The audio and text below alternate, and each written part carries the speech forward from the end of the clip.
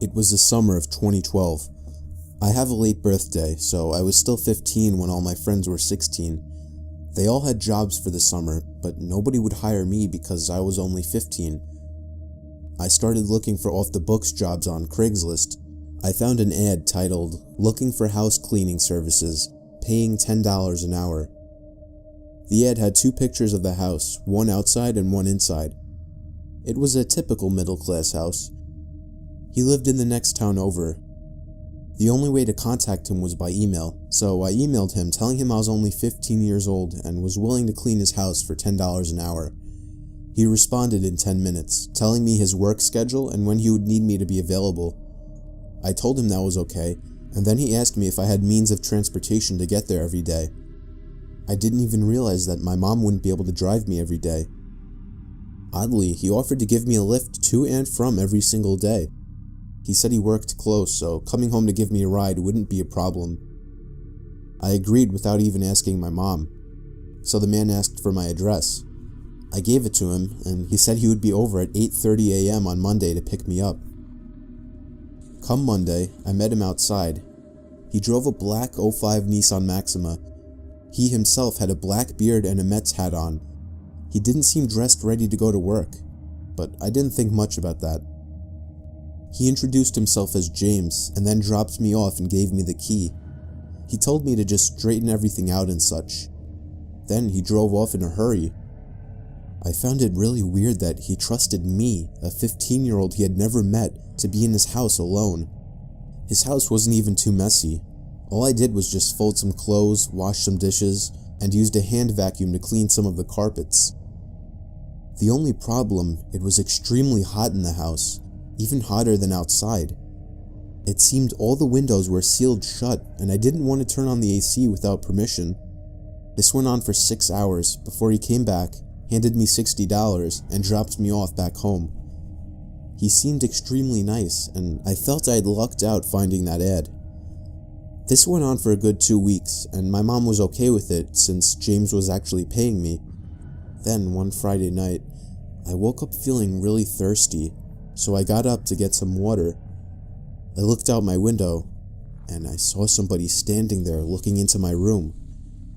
I screamed, and my parents came running over, but the person outside took off before they got there. The next time I went in, it was at least 100 degrees outside. I asked James if I could turn on the AC, but he said it was broken. He told me to just take off my clothes if I got hot. I laughed, thinking he was joking, but he was serious. I felt really uncomfortable after that. He dropped me off, and I did the same work that I had been doing. It was at least 105 degrees in the house. I had to work shirtless and constantly go outside where it was just a little cooler. The day dragged on, but I just barely made it through. The next day, on the way to his house, James told me that he had the day off from work. He told me he would just help me out. I was not happy to hear this. I would rather just be alone in the house. He seemed to slowly follow me into whatever room I went to clean.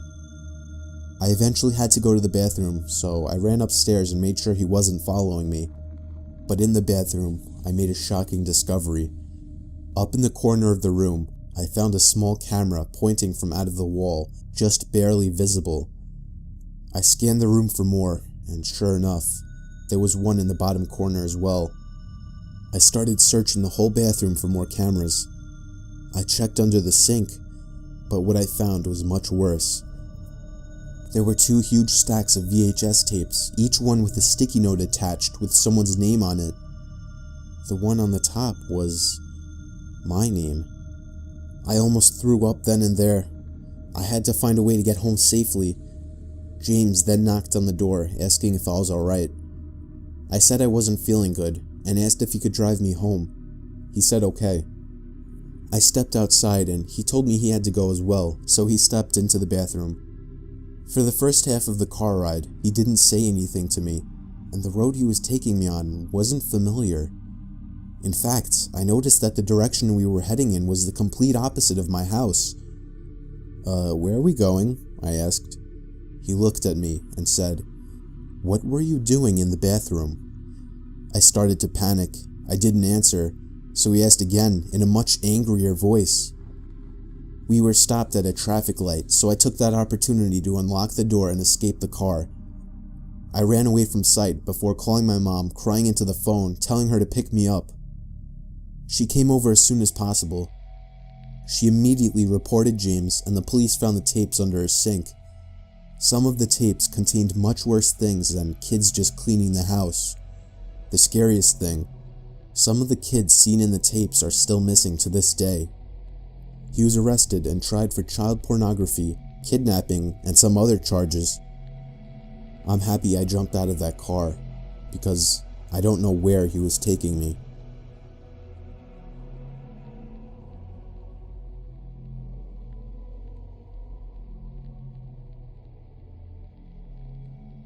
This happened about 3 months ago.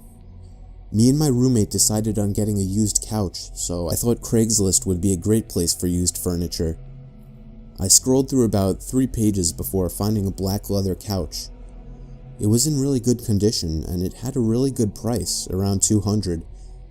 I told myself this was too good to be true, and man, I should have listened to myself.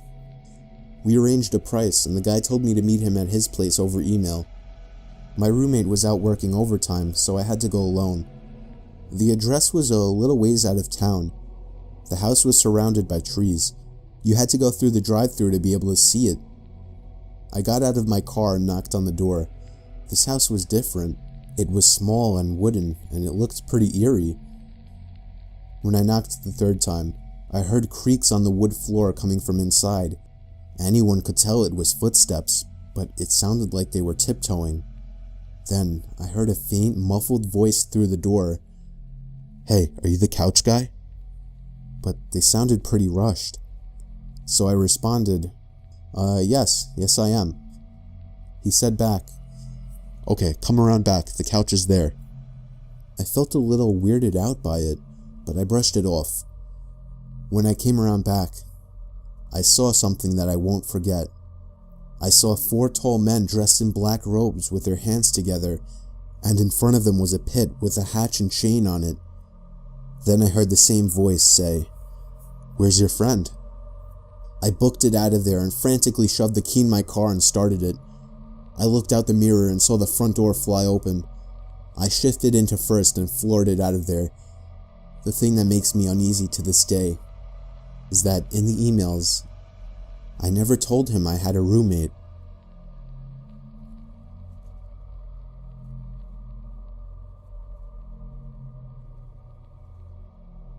I was about 12 years old.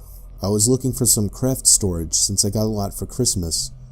The ones at the stores were really pricey, so me and my 27-year-old sister looked for some on Craigslist. We found someone offering a huge tote for only $10. That would mean getting a $90 discount, so we checked it out. The person lived relatively close to us, so we gave the guy our email. He emailed us within an hour and asked where we should meet. I said we should meet at Dollar Tree since it was a short walk away. He, to my surprise, asked to meet at my home. I lived in an apartment, so that would be inconvenient, so I said that we lived farther away. He said he could drive, but we said no. So we eventually said it was okay to meet at Dollar Tree, but he could only meet up at 9 p.m. I said that's okay, even though it would be dark by then. He said to meet up today. My sister worked the night shift tonight, so she said I could walk there and back and to just bring my wagon so I could just put the tote in it. She gave me $10 and I started walking at 8:30.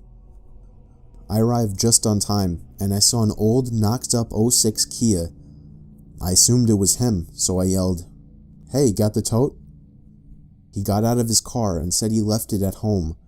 He asked if I wanted to take a drive with him to his house. I said I can't because it wasn't okay with my family. He said he would drive me home, and I firmly said let me go. And then the first guy walked into the room with some sharp metal tool in his hand. I don't know what it was called, but I fled from the room in the opposite direction of the front door and thankfully found the back door. I fled into the backyard and went around the house to my car. I made it inside and started the engine. I stared at the house one more time. Nobody followed me. I saw the front door open again, and the 2 men from inside stood behind the storm door and just seemed to stare me down. I gave them the finger and drove off halfway down the road before calling the cops. I stayed nearby until I saw the cops pull up to the house. The 2 men, or however many people were in that house, were gone. Nobody had actually lived in that house for years. I went home feeling angry and disturbed, but also grateful that I escaped with my life. That night, I got a phone call from an unknown number at like 2 in the morning. I didn't answer, and they didn't leave a voicemail.